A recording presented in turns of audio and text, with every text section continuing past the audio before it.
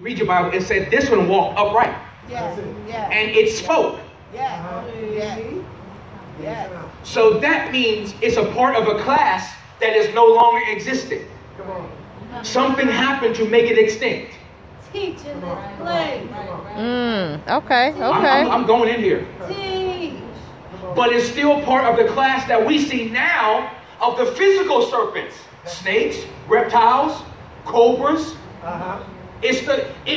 That was the original class that we no longer see. That one walked upright and spoke. Okay. Wow. Okay. I don't know if you came ready. Ready? Come on. Okay?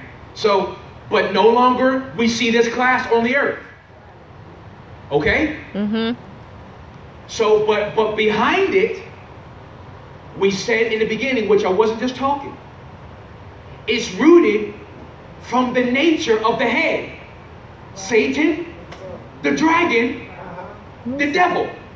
Revelation 12. Okay? Now, here's what you need to know. All right? Now you need to zoom in. Listen to me. Okay? Now you can write if you can. All right?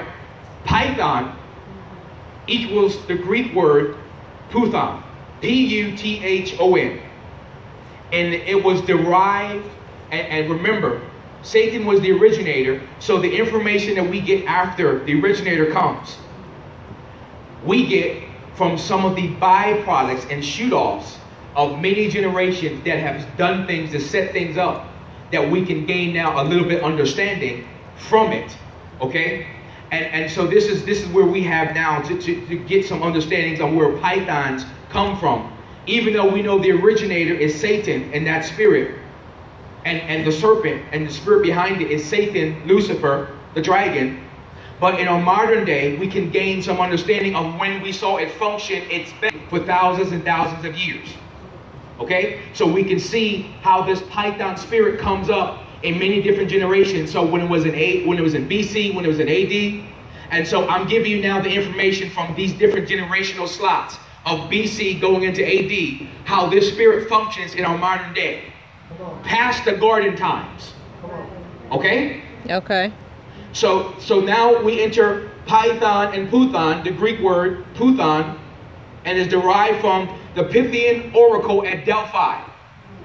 Delphi was a class of people way back in BC times, that it was a group of ancients, predominantly Egyptians, that one of the predominant things was they worship a lot of deities. They worship a lot of things that they called goddess and goddesses.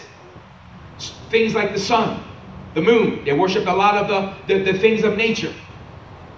That's how we see now the animals go into play from the products of Delphi, because a lot of the goddesses like sun and things like that, they worship a lot of animals.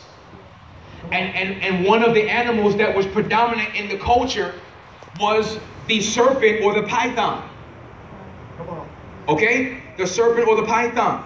And pythons were biblically, now we're getting to how we refer it back to the Bible. Biblically, the pythons and the serpents were derived as one of the beings that different generation of leaders over the systems of governmental structures, they had as their deities. Wow. That they will worship, and most of them would use the serpent as the beings that they worship, as they say, this particular being is where is the source of our powers at. The serpent or the python. Okay? So let me go back. Everybody with me? You all with me? The serpent or the python is where the beings from way back in BC, like the pharaohs of that day, they said our source and power comes from the deity that we have created to worship, which is the serpent or the python. This is the source of our power. Okay? That's why you saw the pharaohs in those times when you study Egyptian pharaohs, most of the time on their hat, on their signet, you know the hats they wear with the little thing? Right. It's the symbol of the python and the symbol of the serpent. That's why they also got worship of cobras. That's why you see in cultures now, when they go and do the cobra dance, you know, they play the little flute. when they play the little flute and the cobra comes up, it is them worshiping from way back in BC times the deity of the serpent and the cobra, because they said this is the source of our power. Okay, so this is where it comes from.